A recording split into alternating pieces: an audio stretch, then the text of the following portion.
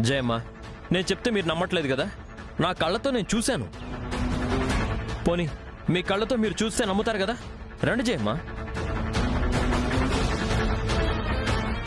జయమ్మ, నేను చెప్పేది నిజం. నేను ఇందాకే కలిసి వచ్చాను. మీకు నేను చూపిస్తానంటున్నాను కదా, నాతో పాటు రండి.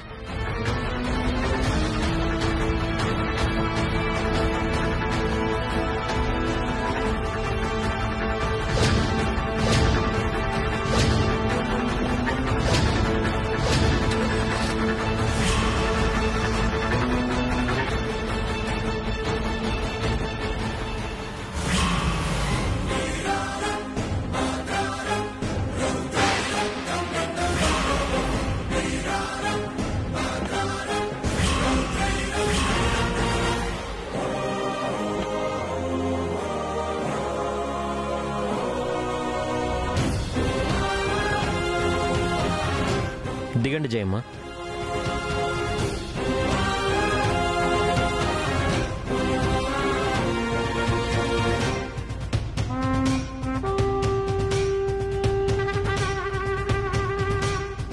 పదండి.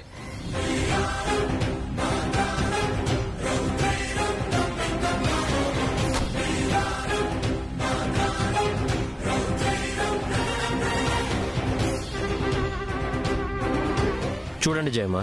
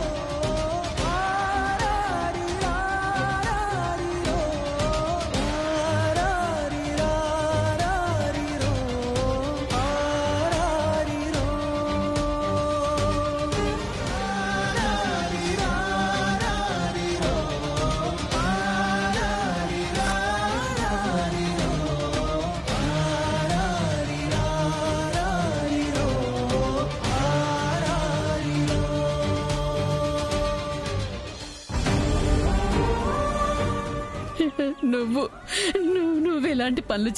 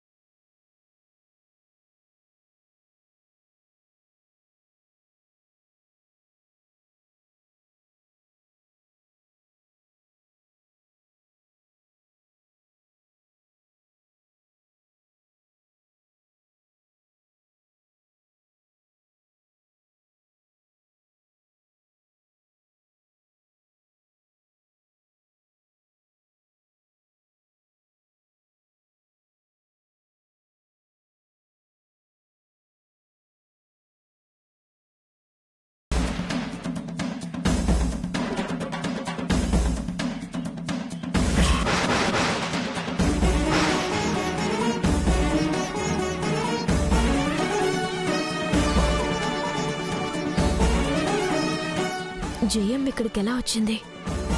ఈ బద్రిగాడు మేమిక్కడ ఎందుకుంటున్నామో తెలుసుకోవడానికి తీసుకొచ్చుంటాడు. ఏంటి భానుమతి గారు, ఏజేతో పాటు ఇక్కడికి వచ్చేసారా?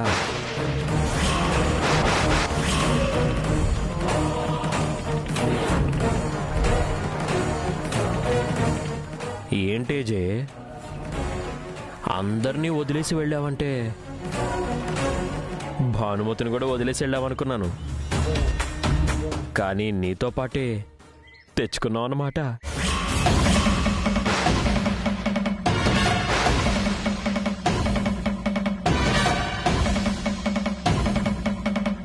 ఎవరండి ఇతను? రఘురాం గారిని పట్టుకుని ఏజే అంటున్నారు, నన్ను పట్టుకుని భానుమతి అంటున్నారు, ఆయన నన్ను తీసుకొచ్చారు అంటున్నారు. ఎవరితను?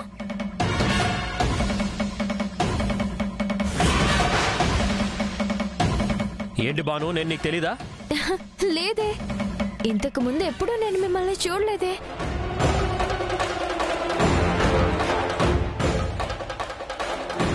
అసలేం జరుగుతుంది ఇక్కడ? మాయాబజార్ సినిమా చూసినట్టుంది. ఎస్ఐ గారు, అసలు మీరెవరు? ఈ పెద్ద ఆవిడెవరు?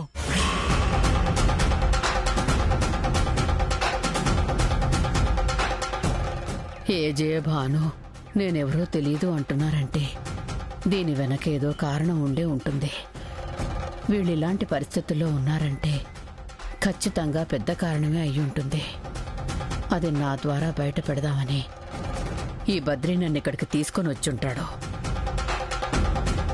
ఇప్పుడు ఏజే నా కొడుకని చెబితే ఏజేకేమైనా సమస్య రావచ్చు. అసలు విషయం ఏంటో తెలుసుకోవాలి. అప్పటి వరకు మౌనంగా ఉంటే మంచిది. మీ అందరూ అనుకుంటున్నట్టు ఇతను రఘురాం కాదు, ఈ ఇంటి వారసుడు కాదు.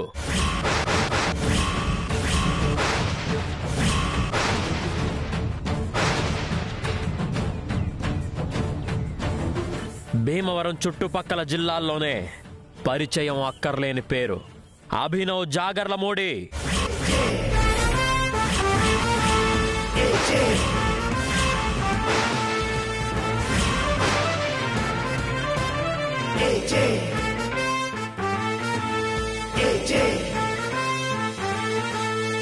ఏజే రెస్టారెంట్ చైర్మన్ ఏజే. ఆ ఏజేనే ఈ ఏజే.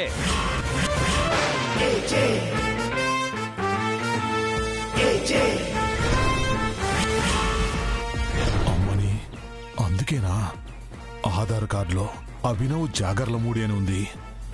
ఎన్నో రాష్ట్రాల్లో లెక్కలేనన్ని రెస్టారెంట్లున్నాయి. కోటాను కోట్ల ఆస్తులున్నాయి. వాటన్నిటికీ వారసుడు ఈ జయమ్మ ఏకైక పుత్రుడు ఈ ఏజే, అభినవ్ జాగర్లమూడి.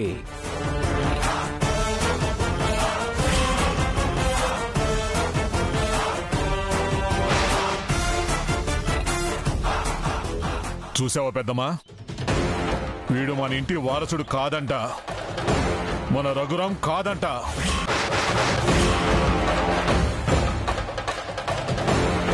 ఊరుకోండి వెంకటరత్నం గారు, ఆయనేదో నోటుకొచ్చినట్టు మాట్లాడడం, మీరు దాన్ని పట్టుకుని వాదించడం భలే ఉందండి.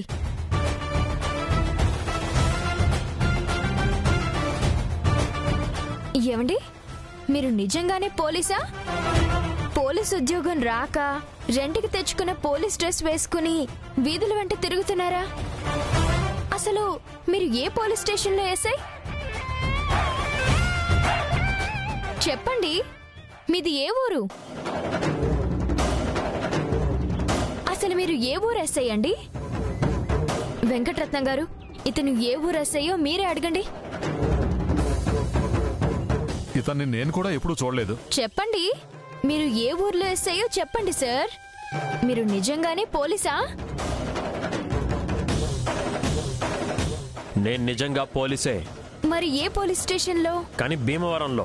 సరిపోయింది, ఈయన భీమవరంలో ఎస్ఐ అంట.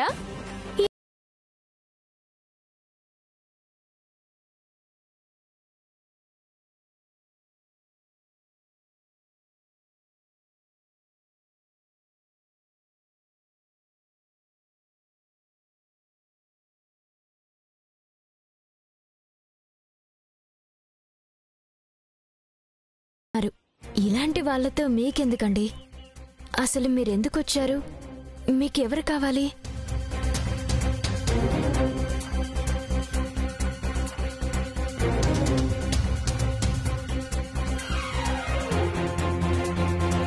చెప్పండి జయమ్మ. ఈ భాను నాకే పిచ్చి పట్టిందని క్రియేట్ చేయాలనుకుంటుంది. ఇప్పుడు నువ్వు చెప్పే నిజం వింటే నాకు పిచ్చి పట్టిందో లేక ఈ భాను ఏజే కలిసి ఈ ఇంట్లో వాళ్ళని పిచ్చోళ్ళని చేస్తున్నారో ఇప్పుడే తేలిపోతుంది. చెప్పండి జయమ్మ, ఇతను మీ కొడుకు ఏజేనే కదా?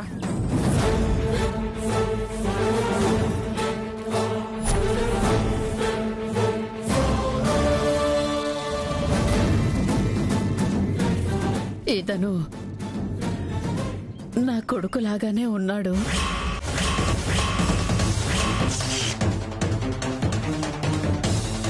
కానీ నా కొడుకు కాదు.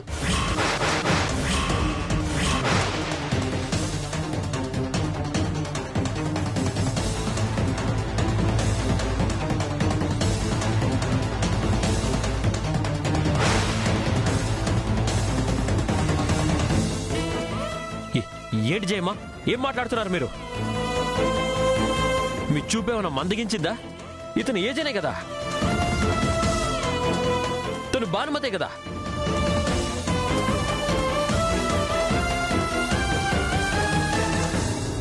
ఆవిడ చూపు బాగానే ఉందండి, మీకే చిప్పు పోయినట్టుంది. వెళ్ళి మెంటల్ హాస్పిటల్లో చూపించుకోండి.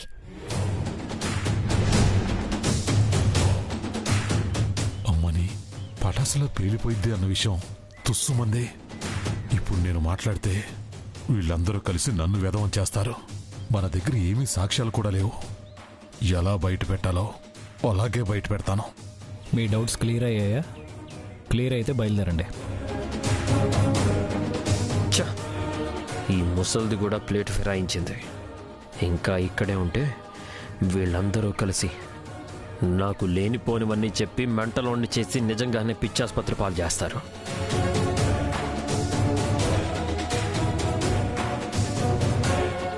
డోర్ ఓపెన్ చేయండి. Come on move. మీది ఏ ఊరండి? మాది భీమవరం అండి. ఈ రూట్లోనే కోటప్ప కొండకు వెళుతున్నాను. మధ్యలో కారు చెడిపోయింది. ఈ ఎస్ఐ కలిసి నన్ను ఇక్కడికి తీసుకొచ్చాడు. అవునా? నేనేదో పొరపాటు పడ్డాను బాబు. నిన్ను చూస్తుంటే నా కొడుకును చూస్తున్నట్టుగానే ఉంది.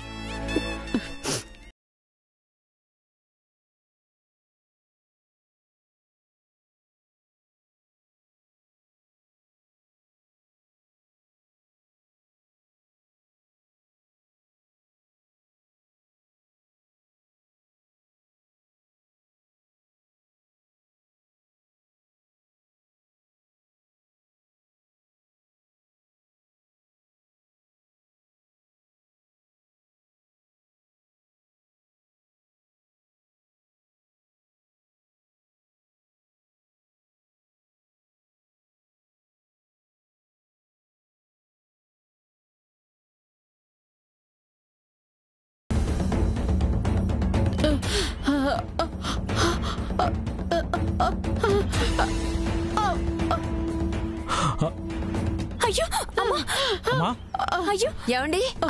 ఏమండి? అమ్మా, ఏమైందండి? అమ్మా, ఏమైంది? ఏమైంది? ఏంట్రా, ఇందాక ఈవిడ నీ తల్లి కాదు అన్నావు, ఆవిడ కూడా నువ్వు కొడుకువి కాదు అంది. ఇప్పుడు ఆవిడ పడిపోగానే అమ్మ అంటూ దగ్గరకొచ్చేసావేంట్రా?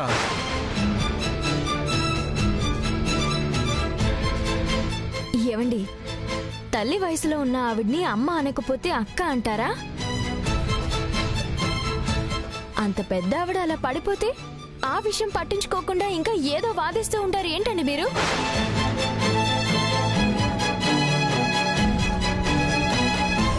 అమ్మా, ఏమైందమ్మా?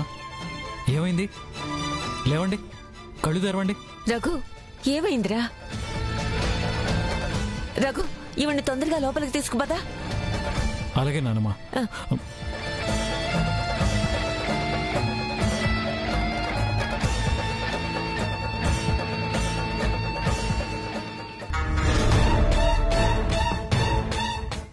కన్ఫ్యూజన్ చేస్తున్నారేంట్రా? నా బుర్రకేమీ అర్థం కావటం లేదు. ఆ పెద్దావిడెవరో తెలీదు అన్నాడు, పడిపోతే అమ్మ అంటాడు. టీచర్ ఎవరో తెలీదు అంటాడు, ఏమన్నా అయితే సేవలు చేస్తాడు. అస్సలు తట్టుకోలేడు. అంతా కన్ఫ్యూజన్ గా ఉంది.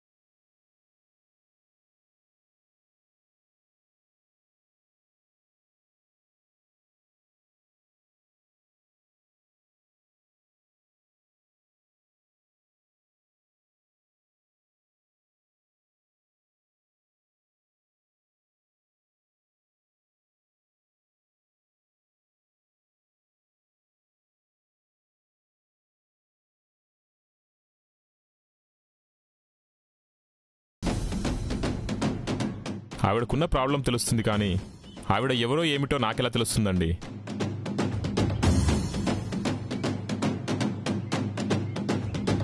ఇదిగోండి, ఈ మందులు టైం టు టైం వేయండి. Thank you doctor.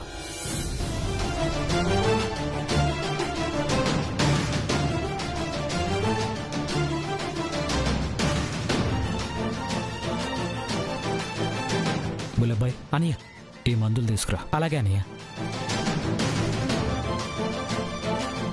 ఏంటి పెద్దమ్మా ఇది? మన ఇల్లేమైనా ధర్మసత్రమా? ఆమె ఎవరో ఏంటో తెలియకుండా ఇలా ఇంట్లో పెట్టుకుని సపరీలు చేయటం ఏంటి? బాబాయ్, మీరంత కంగారు పడకండి. ఆవిడ బాగోగులేవి మీరు చూడక్కర్లేదు, నేను చూసుకుంటాను. అదే, నువ్వెందుకు ఆవిడ బాగోగులు చూసుకోవాలి అంటున్నాను. నీకు ఆవిడికి సంబంధం ఏంటి అని అడుగుతున్నాను. నీకు ఆవిడికి ఏ సంబంధం లేనప్పుడు నువ్వెందుకు ఆవిడ బాగోగులు చూసుకుంటావు?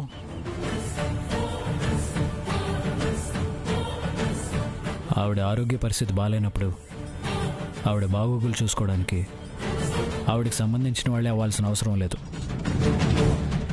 మానవత్వం ఉంటే చాలు బాబాయ్. మీది ఎంత మంచి మనసు రఘురాం గారు. మీ మంచి మనసు వెంకటరత్న గారికి అర్థమైనట్టు లేదు. వాడు తానా అనడం, ఇది తందానా అనడం. నీ నాటకాలు నా దగ్గర చెల్లవు. ఇప్పుడు ఆ ముసల్దాన్ని కూడా ఇక్కడే ఉంచి ఇంకేదో నాటకం ఆడాలని చూస్తున్నారు కదా, దాన్ని ఇంట్లో ఉండనివ్వను. పెద్దమ్మా, అసలే రోజులు బాలేదు. ఇప్పుడు ఆవిడ మన ఇంట్లో ఉండటం అంత అవసరమా?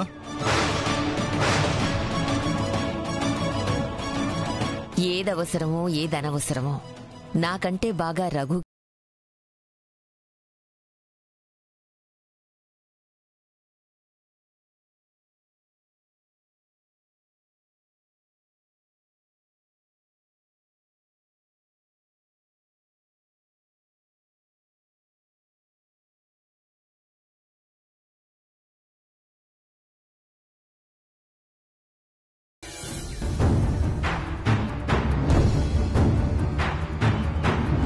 రేయ్, నువ్వు ఈ ఇంట్లో వాళ్ళందరినీ మాయ చేసినా కానీ ఈ వెంకటరత్నాన్ని మాత్రం మాయ చేయలేవురా. ఈ ముసల్ది మాత్రం ఖచ్చితంగా నీ తల్లి అయి ఉంటుంది.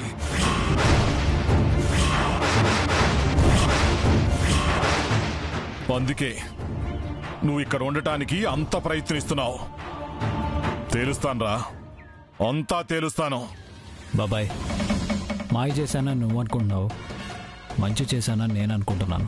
అదేరా, మంచి అనే ముసుగులో మీరందరూ ఆడుతున్న నాటకానికి ఇంట్లో వాళ్ళందరూ ఓ తెగ సంబరపడిపోయి చప్పట్లు కొడుతున్నారు.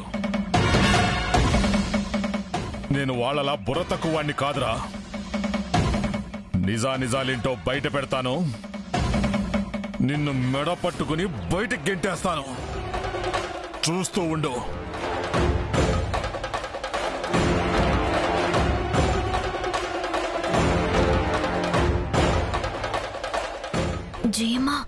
అందరూ వెళ్ళిపోయారు, ఇక కళ్ళు తెరవండి.